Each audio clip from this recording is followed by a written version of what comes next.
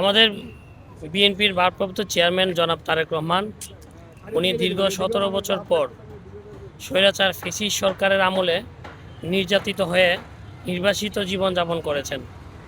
উনি দীর্ঘ 17 বছর পর মাতৃভূমিতে সে অবতরণ করবেন।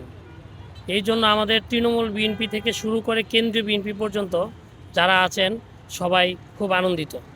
এবং আমাদের এই মুহূর্তে আমাদের যে মঞ্চ তৈরির কাজ চলছে আপনারা দেখতে পাচ্ছেন, এবং এই মঞ্চের মধ্যে পর্যাপ্ত নিরাপত্তা দেওয়া হয়েছে।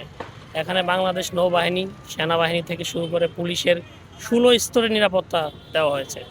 আমরা আমাদের ভারপ্রাপ্ত চেয়ারম্যানকে সাদরে গ্রহণ করার জন্য তৃণমূল থেকে কেন্দ্র পর্যন্ত প্রত্যেকটা নেতা কর্মী আবেগপ্রবণ হয়ে তারা ছুটে আসছে দেশে।